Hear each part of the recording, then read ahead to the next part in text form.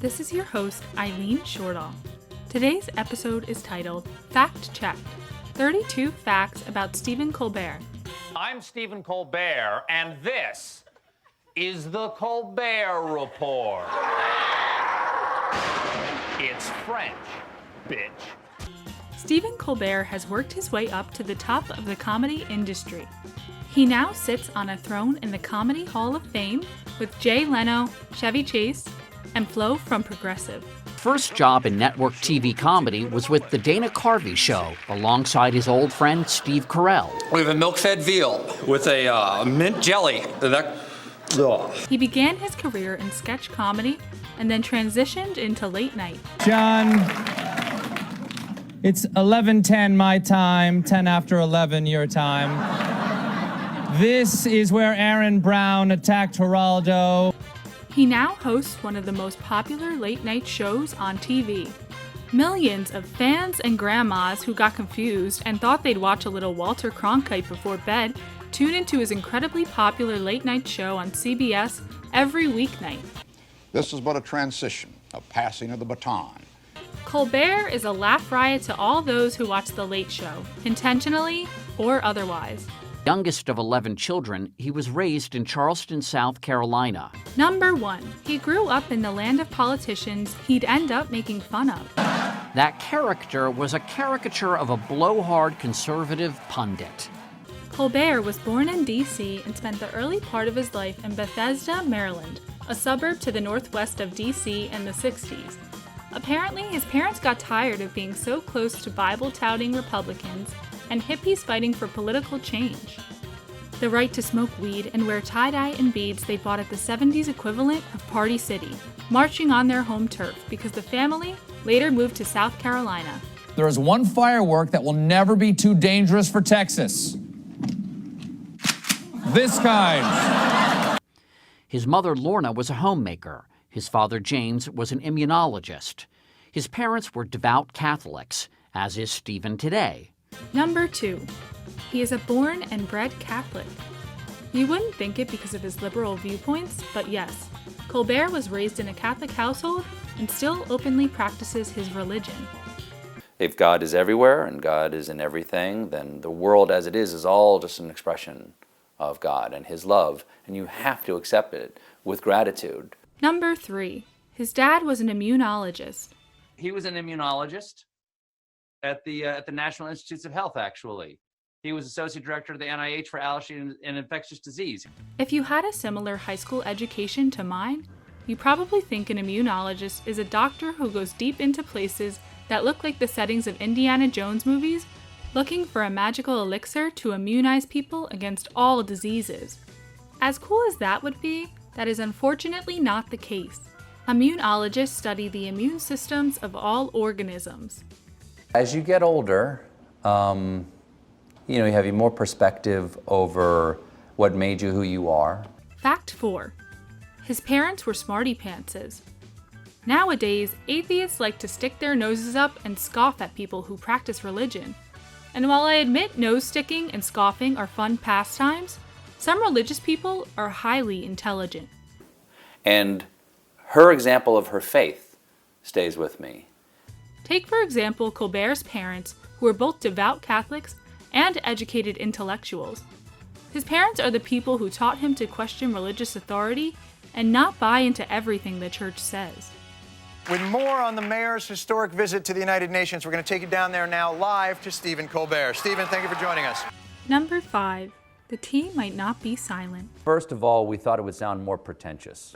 The way most people pronounce Colbert makes it sound like the comedian is from a family of French aristocrats. The character that I played at the old show was really high status, and so we thought what would be more pretentious than to have a pretentious name like Colbert, where you don't pronounce the T. Like, Unfortunately, I have some bad news for those who watch Colbert and say to their friends they're cultured because they watch a fancy French comedian. Colbert jokes that he is genetically 15th, 16th Irish. The T in Colbert is not silent in the names of the majority of his family members, but can you blame someone for trying to be fancy? I was born Colbert. My father's a Colbert, my brothers and sisters are Colbert. I'm one of 11 kids, and half of us are Colbert, and half of us are Colbert, because my father says you can choose what you want. Come on out here, Betty. Come here. Yes. Number 6. His dog has the cutest name. Okay, arguably, all dog names besides Braxton are cute. You want me to find your dog's name cute? Don't name him after the popular kid in prep school. Colbert named his pup Benny. Benny is a black spaniel with immense loyalty to his owner. Me and my puppy, Benny, okay? There he is. At about 7:40 this morning, as the plane was making its final approach, it crashed and exploded. Number 7. He faced tragedy as a child. When Colbert was 10, his two brothers Peter and Paul died in a plane crash. There's a Steve Colbert. There's that kid before my father and my brothers died. He has publicly discussed the impact the deaths had on him and how he got through the devastating loss. There's this big break in the cable of my memory at their death, and everything before that has got an odd, ghostly. A wizard is never late, Frodo Baggins. He arrives precisely when he means to. Number 8. He's always been a total nerd. Colbert spent his childhood LARPing and playing D&D. He is still obsessed with sci-fi and fantasy, especially Lord of the Rings.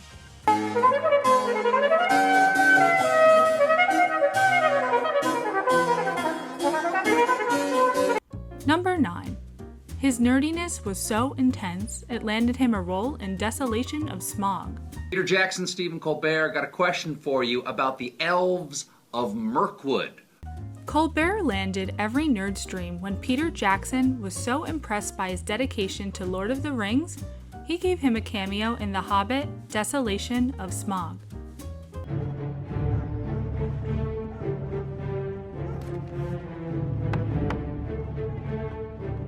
Number 10. His middle name is Tyrone. Tyrone is a name I associate with the butchest guy at the gym, a leader of a motorcycle gang, or the moose character from the Nick Jr. show, The Backyardigans. Unfortunately, Colbert doesn't match any of these descriptions. However, I did not find anything in my research which denies the possibility that he might have at least some moose DNA. Number 11. He wasn't sure whether he'd go to college. Despite all that nerdiness he'd built up inside from cosplaying as Gandalf and being Dungeon Master, Colbert wasn't a teacher's pet. He wasn't even sure if he'd go to college. Fortunately, Yoda appeared to him in a dream and said, "Get a degree, binge drink at parties, and meet college chicks, you must." Colbert attended Northwestern University and majored in philosophy. Right. Instead, Colbert headed to Northwestern University to study theater, then on to Chicago's Second City for a very different curriculum. Number 12. This is where he gained a love of performing. Not comedy, though. Instead, while in college, Colbert acted in experimental plays. Comedy was not always Colbert's calling. When he first started Northwestern, he was going to be an actor. He was going to do Hamlet.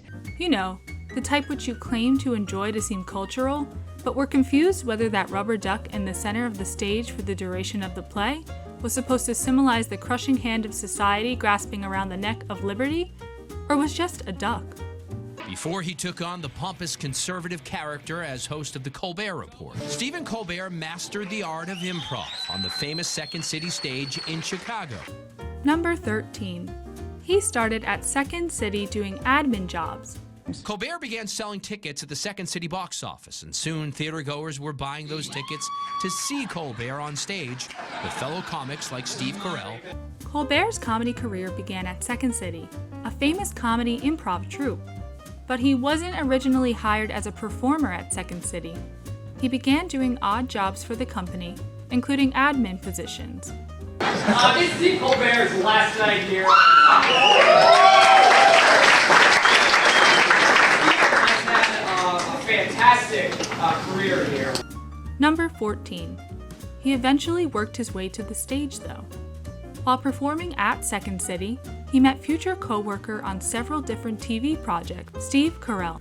Steve and I were at Second City together, which is an improv theater in Chicago, and I was his understudy, actually. And he did a great job. Thank you. Water. Certainly. And maybe some bread.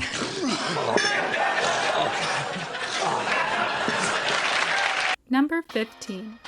His most famous skit with Steve Carell.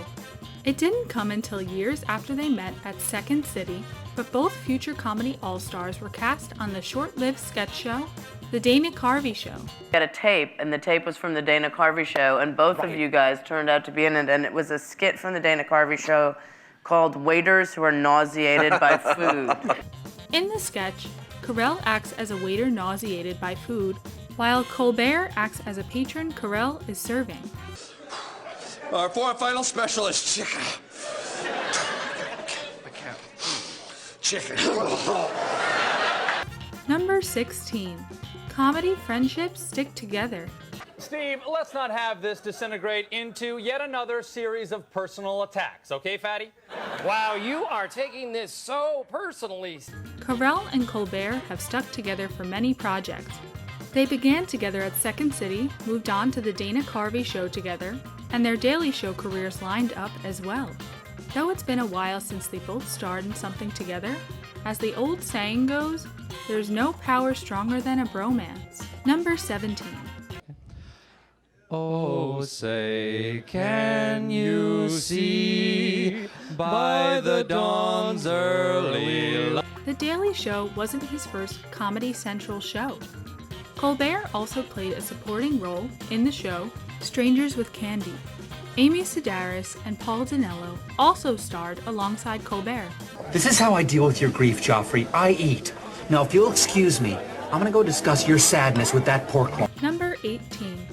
Fortunately, Colbert didn't have to leave his pup home alone while working on The Daily Show. We all worry about our doggies when we leave them home alone so we can go to work. We all are too familiar with the thoughts that go through a pet owner's head in this situation. Will he be lonely?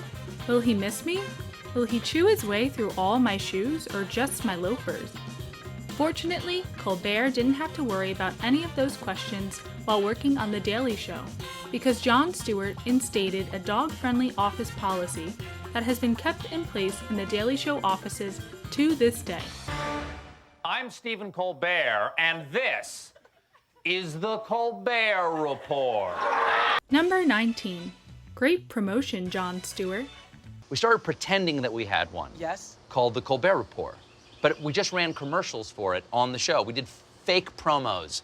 In the months leading up to the premiere of the Colbert Report, Jon Stewart would advertise it on his show by calling it a new, exciting, already canceled spin-off. Hey, Stephen Colbert is a very busy man these days. Let's take a look at his latest just canceled project. The Colbert Report snapped a decade-long winning streak, which had belonged to Jon Stewart and The Daily Show. It's true, folks. I ended Jon Stewart's 10-year reign of terror. Number 20. The Colbert Report broke The Daily Show's winning streak. For 9 years, The Daily Show was riding high. It won every Emmy for Outstanding Variety, Music, or Comedy Series. And the Emmy goes to the Colbert Report. That was until The Colbert Report came along in 2013 and broke the streak. I'm an executive producer on your show, so I won again, mother.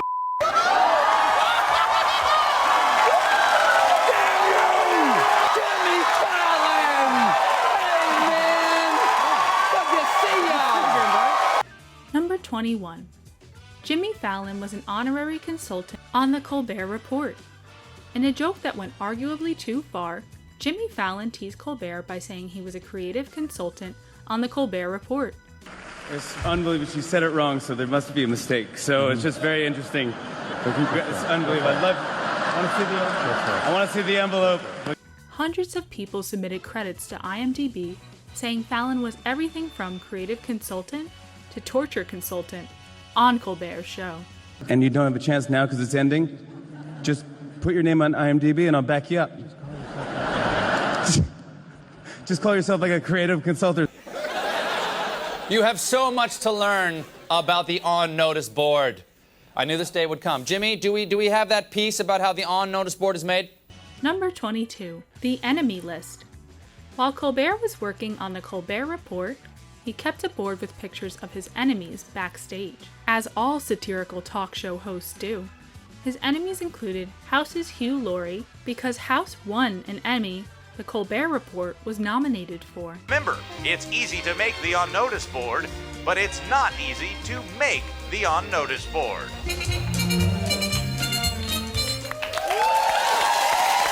And that brings us to tonight's word.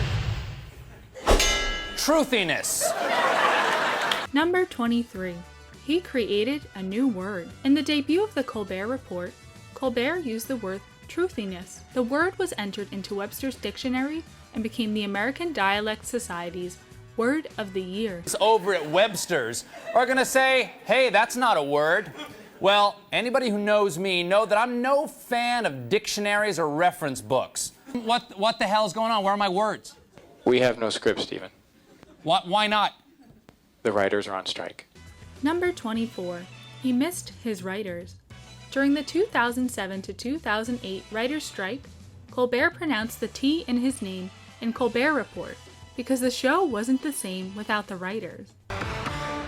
I'm Stephen Colbert, and this is the Colbert Report. Number 25. But other than during the writers' strike, the T is very silent. According to Colbert, the Colbert Report is so sophisticated that even the T in report is silent. Hungarian. They're building a new bridge over the Duna River, and they held a contest to name it online. Number 26. Hungarian law is a buzzkill. Colbert encouraged viewers to go online and vote for a Hungarian bridge to be named after him, and Colbert ended up being the winning name. So I called on the Colbert Nation to go to the bridge website and vote to name it after me, Stephen Colbert. And within days, I had buried Chuck Norris. Unfortunately, Hungarian law prohibits a bridge from being named after a living person. Greetings, NASA. It's me, Stephen Colbert. And I just want to congratulate you on a great year. Number 27. The folks aboard the International Space Station are Colbert fans. Jessica, thanks so much for being here.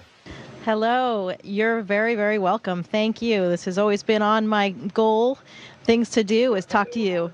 In fact, they named a new treadmill installed in the station combined operational load-bearing resistance treadmill, or Colbert for short. I couldn't be prouder that my treadmill will soon be installed on the International Space Station to help finally slim down all those chubby astronauts. Thank you for all joining me for my first episode of The Late Show With, starring Stephen Colbert. Number 28. The Ed Sullivan Theater got a makeover. Between David Letterman's retirement and Colbert's first appearance as host of The Late Show, the Ed Sullivan Theater got a facelift. Stephen Colbert has indeed made it to Broadway, to the restored Ed Sullivan Theater, where he's succeeding David Letterman as host of The Late Show. Architectural features were restored, and there was a massive overhaul. I thought the theater was beautiful, just the way it was. But with social media and the internet nowadays, a theater's look needs to stay up to date. When they were cleaning it, they found tools, parking tickets from the 1950s, a lot of cigars. Like Clooney or somebody, I don't know. No, I don't want Clooney. No Clooney. Too handsome. Number 29. George Clooney always steals the spotlight. Hi, I'm actor, director, and two-time sexiest man alive, George Clooney. For some reason or another, Clooney has appeared as the first guest on many talk shows, including The Rosie O'Donnell Show and Jimmy Kimmel Live. Please welcome my first guest ever, George Clooney! I can't find any reason online as to why he always shows up as a host's inaugural guest. Now performing Summer Wind from his album My Way, ladies and gentlemen, Willie Nelson. Number 30. Weird coincidence. This wasn't planned at all, but Jane Fonda and Willie Nelson both appeared on The Late Show on the same night. Please welcome back to The Late Show, Jane Fonda.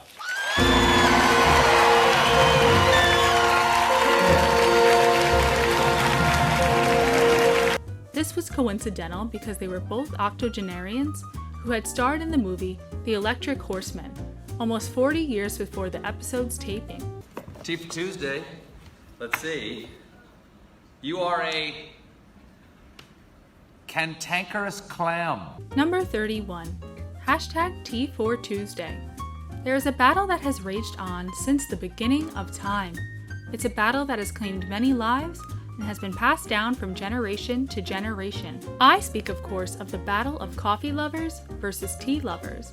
By hosting hashtag T4Tuesday on most Tuesdays, Colbert has shown which side he is on. In these videos, Colbert samples a new tea every week and gives his reaction. You jealous of my cup? A little bit? A lot. Look at his cup. Look at his cup right there. Look at that damn thing. It's ordinary. Ordinary cup. Last week, when I reported on the tragic death of Captain America, I criticized him for dissenting with the Federal Superhero Registration Act. I just think if the government wants to track your every move, you should be flattered.